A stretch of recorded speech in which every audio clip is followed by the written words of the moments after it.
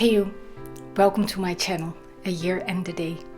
My name is Jenny and December was a perfect ending to an incredible year. Looking back at the past 12 months, I can hardly comprehend how much has happened. 2022 was a year of change, and it was emotional and scary and absolutely beautiful to see and feel it unfold.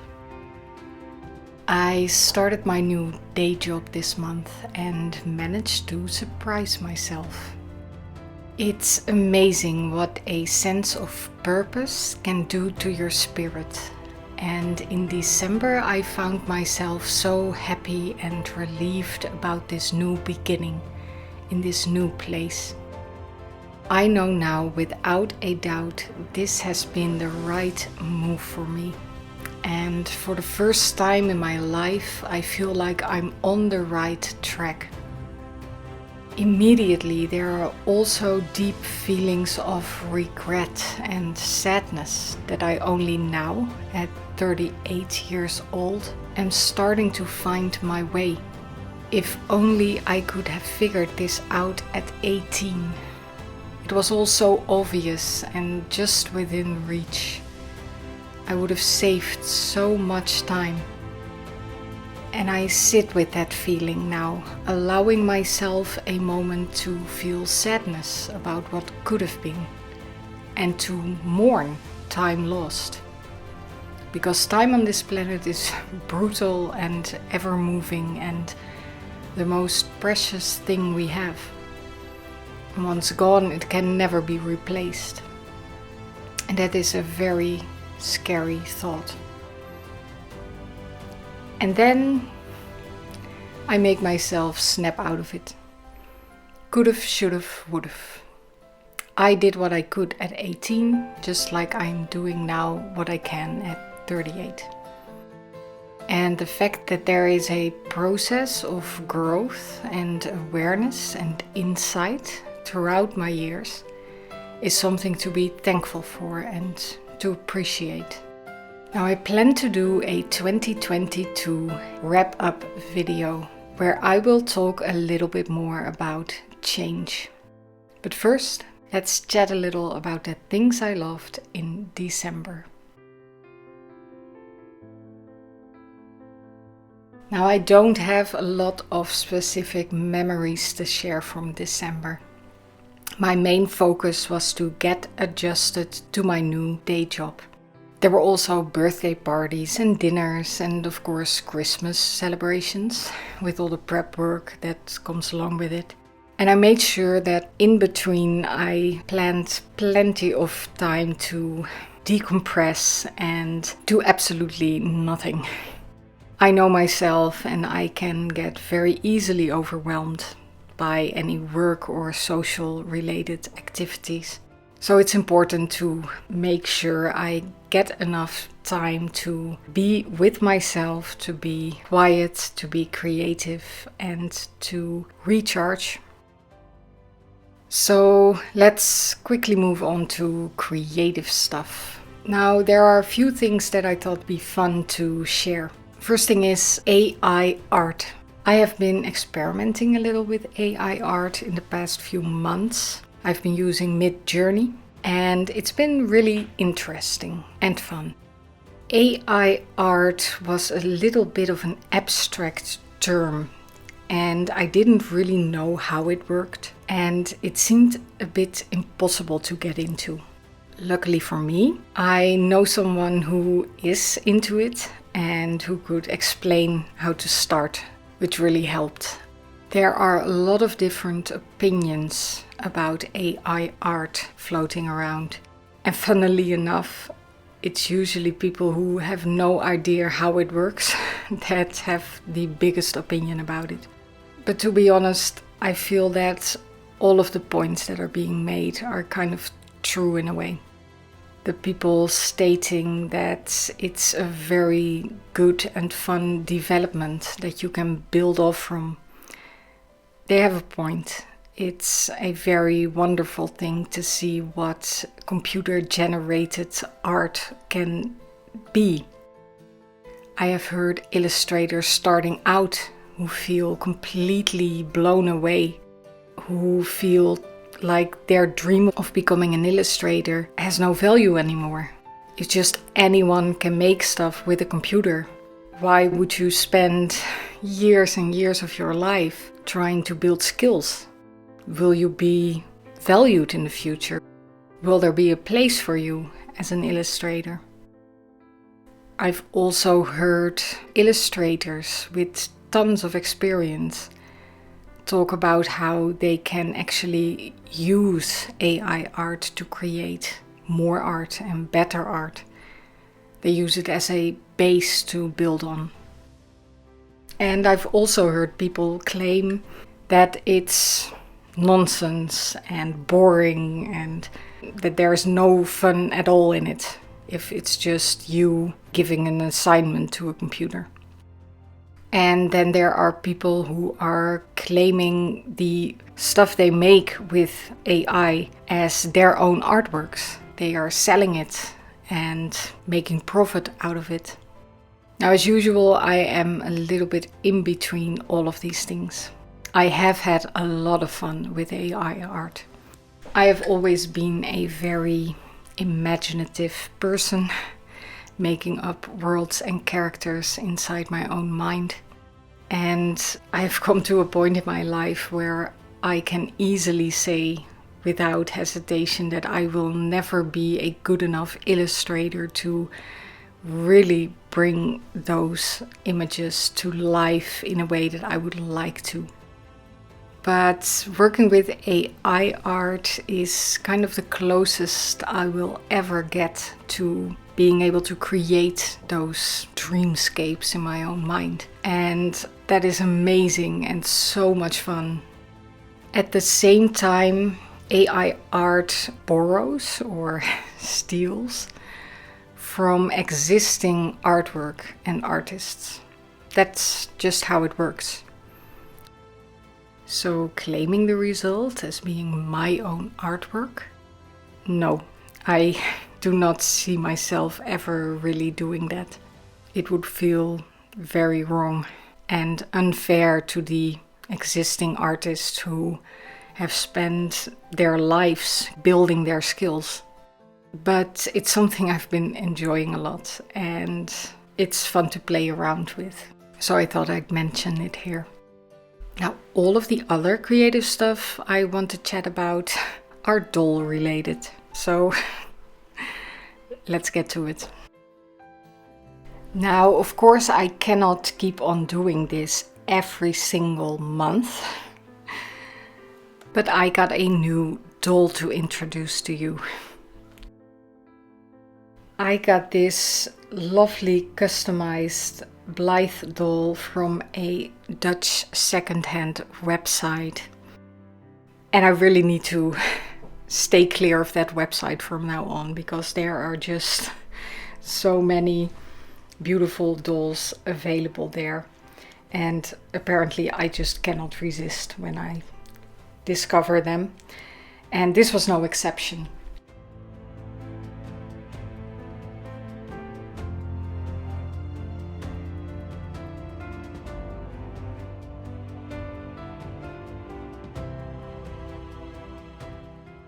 Now, I actually asked the seller to change out her hair in this lovely blue color. And of course I had to create her a little outfit. I created this Peter Pan colored dress. This was my first attempt at a dress like this. And it's just all so tiny and just a lot of details you have to get right, and I really am my own worst enemy when it comes to stuff like this. I'm such a perfectionist, it's never good enough. I see all the flaws immediately. But I do love the fabric and the color looks very lovely on her. And of course I created some socks to go with it. When I first got into Blythe dolls, which was only a few months ago, let's be fair, I felt very uncomfortable with the fact that I'm a grown-ass woman buying a doll for herself. And I even felt more uncomfortable with naming the dolls, because that felt like a whole other level. However, and I think if you also enjoy Blythe dolls, it's the whole customizing and the character building that makes it so much fun. And a character needs a name, right? That's just how it works. I have named this little one Hathen, which is the main character of Gullstruck Island, a book I was reading at the time that I got her. Gullstruck Island is, as you might guess, about an island, and the main character is a girl who has lived her whole life by the sea. And I thought it was a perfect fit for this blue-haired girl.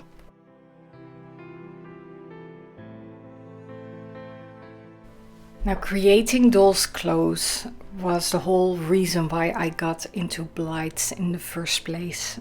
And my biggest dream is to be able to create my own patterns from scratch.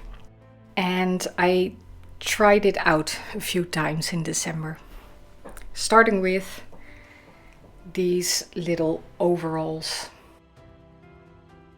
It's such an interesting process to try and create something like this. And especially when you're a little bit of a perfectionist like me, it takes quite a while before you have created something that's up to your own standards. So this was the second attempt at these, and I quite like them.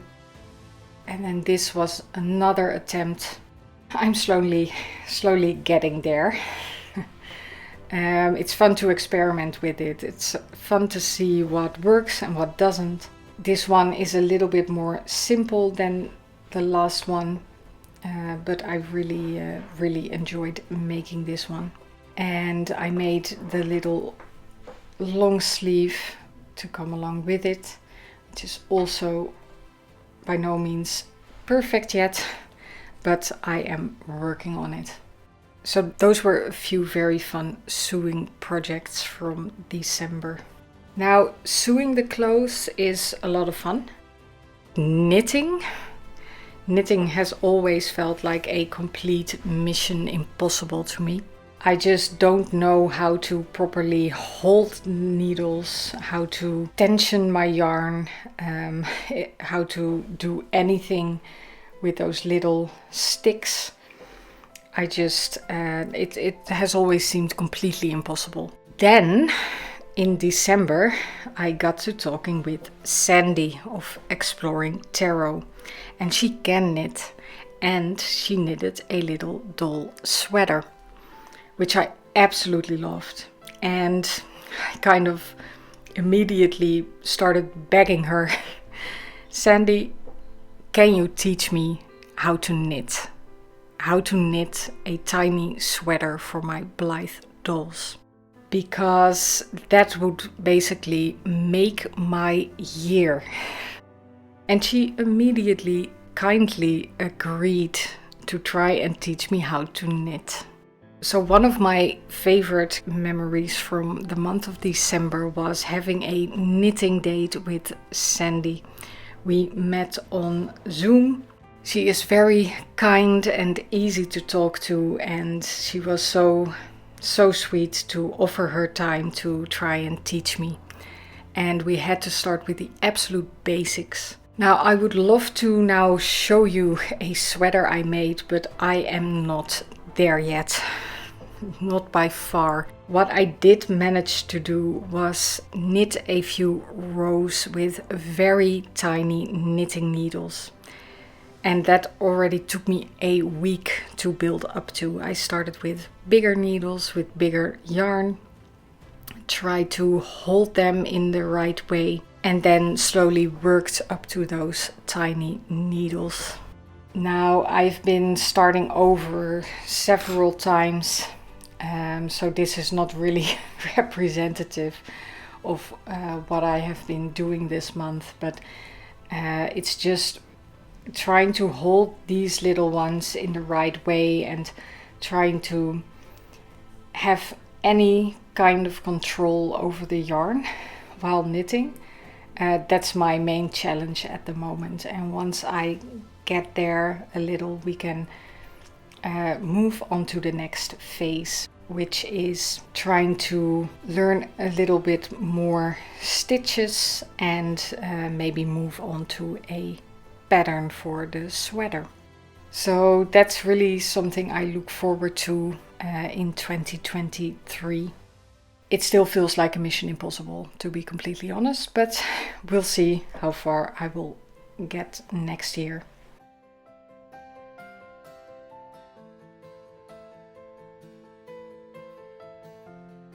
So let's move on to books. I finished Girlstruck Island in December, a book by Frances Hardinge. Mentioned it a few times before already here on the channel. Frances Hardinge is an author that really can transport me into another world within a few pages, and Girlstruck Island was not any different. It has a lovely adventure, lovely characters, and I had a really good time with this book. And as I already mentioned, I already named one of my dolls after the main character. So yeah, it's a really, really fun book. And I have been looking forward to reading all the books by Frances Hardinge, which actually made me put a few of her books on my Christmas wish list. And my mom was kind enough to get me these two books. Now, I like the cover artwork a little bit less than the ones I showed here earlier, which are much more like a folklore illustration style. But these were the ones that were available for these books. So I am looking forward to making my way through all of her books in the next year.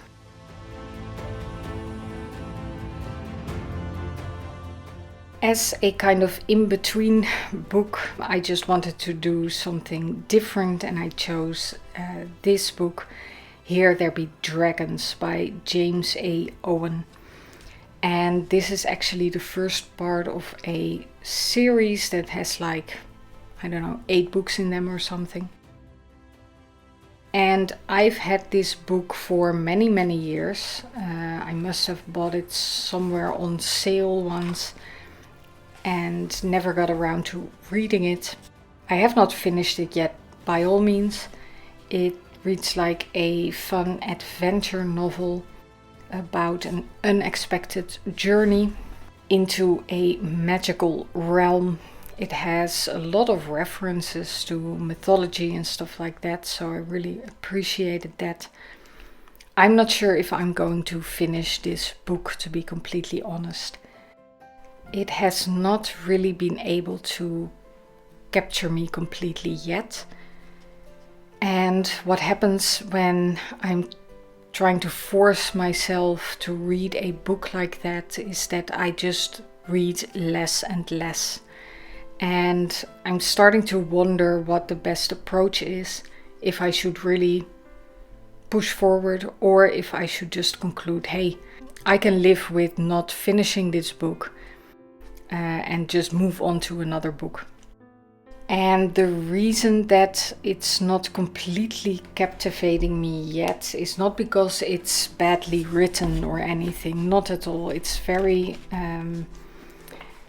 it's a very fun read.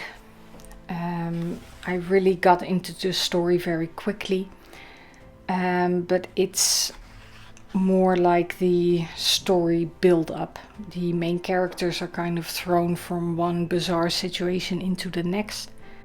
In a way, a little bit Alice in Wonderland style. Yeah, I don't know if that's the type of story that is really captivating enough for me at the moment. So I will give it one more try in January and then decide on what to do with it. And that's Here There Be Dragons by James A. Owen. Let's move on to decks. I actually got 2 new decks in December, starting with a gift. This lovely deck was gifted to me by Sandy of Exploring Tarot. She, out of the blue, asked me if I would be interested in trying out this deck. And she actually sent this to me in a beautifully crocheted pouch she made. And of course I sent some happy mail in return her way to thank her for this lovely gift. Now, when I first heard the title of this oracle deck, I wasn't so sure if I did want to bring it into my collection, because it sounded a bit like not something that I would like. This is the Earth Angel Oracle. And I had to do a little research before I realized that this deck has very little to do with angels. It's much more like an affirmation deck, which is also not usually something I am drawn to. Now, I love the artwork, although there is not really that much of a relation between the artwork and the keyword.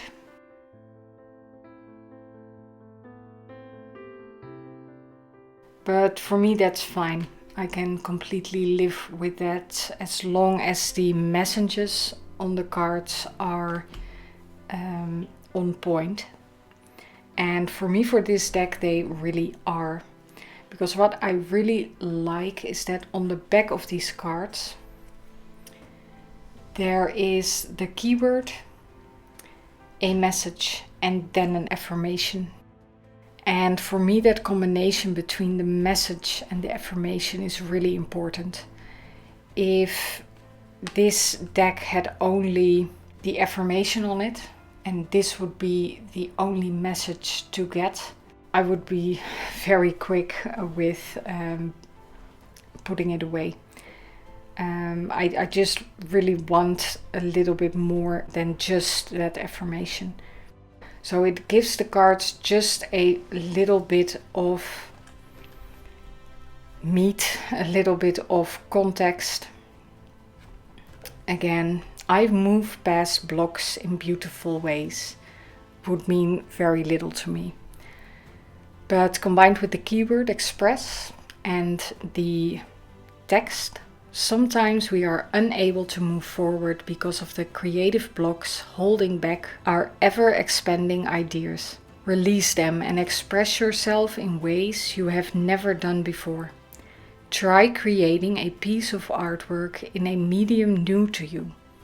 No one else will see it, so let your artistry flow. Affirmation: I move past blocks in beautiful ways.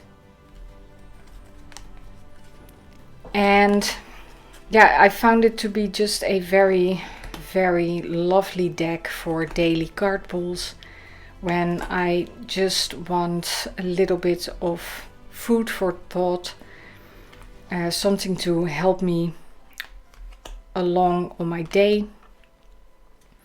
This is a lovely little deck to pull a card from, and I've been really enjoying it a lot more than I had anticipated.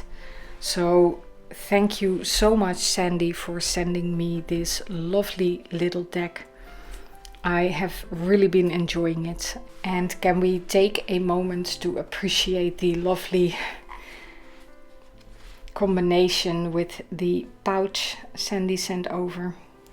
The blue just goes so well with the deck. Really love it. And if you like the crochet pouch, Sandy is selling them in her Etsy shop. So I will link to her shop below. Now, around Christmas, I always get the urge to buy myself a little present as well. And this year I chose a tarot deck that had been on my wish list for a little while. And it's the Zodiac Tarot.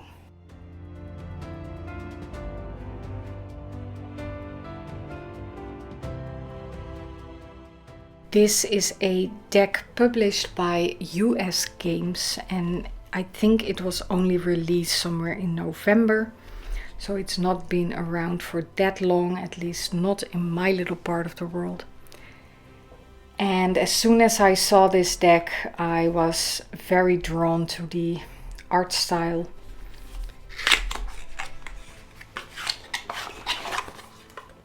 I have no idea why there is a tuck box inside the hardcover box, but there you have it. The cards are very secure. I have etched mine in black to match the backs.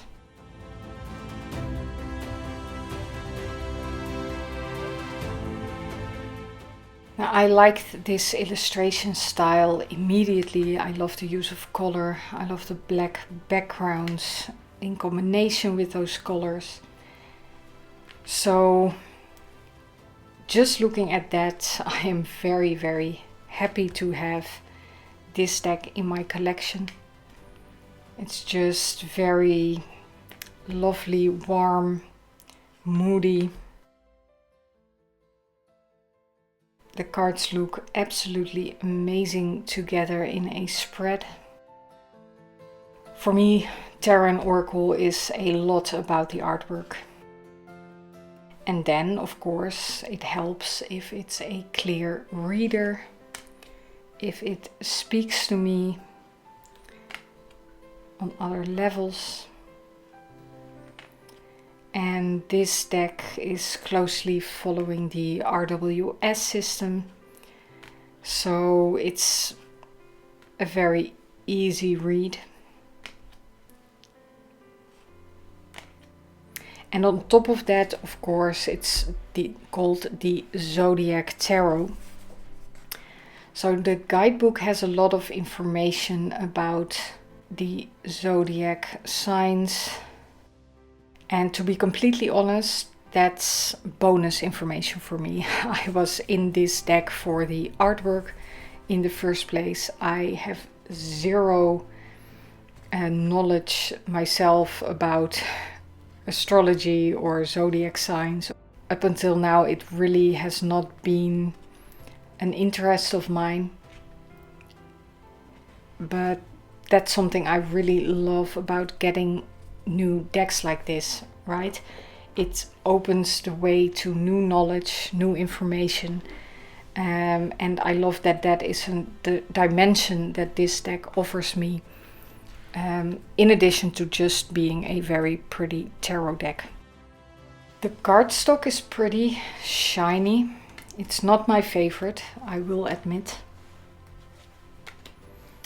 It's the kind of cardstock that will leave some fingerprints on the back, and I don't know, it's just not my favorite cardstock.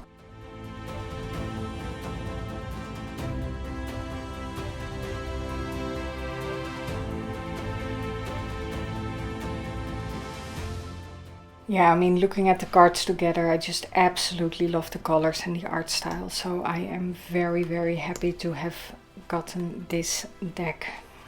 And yeah, it was a good gift to gift myself. Even if it did make my low buy year an even bigger fail, only looking at the numbers. I am very happy that I chose the Zodiac Tarot as a new addition to my collection, because I really feel like this is a deck that I will want to keep around for a long time to come. And that's the Zodiac Tarot. Let's move on to journaling and take a look at the cards that I had drawn for the month of December. For December I used these 3 decks. Seasons of the Witch, Yule Oracle, the Nightmare Before Christmas Tarot deck, and the Spread Crafters Quest edition.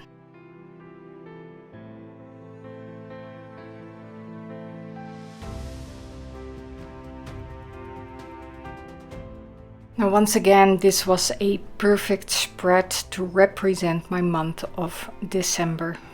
It was all about finding that perfect balance between working and dedicating myself to new tasks and new beginnings, full of optimism and hope, counting on the people around me to help me along and show me the way, while also making time for self-care and abundance and celebrating.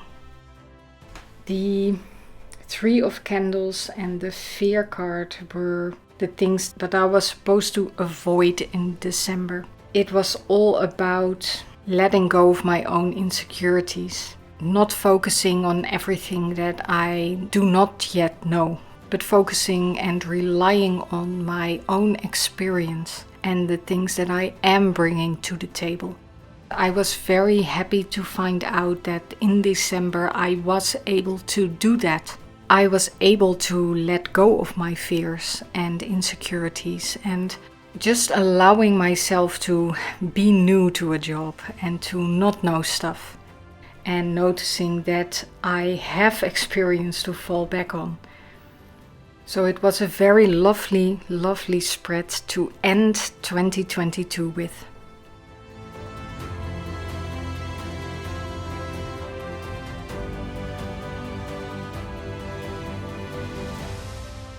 And that's it. Those were my favorite things from December. I hope you enjoyed my random ramblings for this month. I hope you had a lovely December as well. I know it can be a tough month with the holidays. I know there are people out there who are missing loved ones or are not in contact with their families. But I hope you found a way to enjoy your time. Now I hope to be back quickly with a 2022 year wrap-up video where I will talk a little bit more about the whole of 2022, what it brought me, what my goals were at the start, and to see if it turned out the way I had wanted it to. I also plan to do a collection video in January, so lots of plans for my 2nd year on YouTube. Thank you all so much for watching, for liking, for subscribing, for commenting, and I hope to see you all next time. Bye!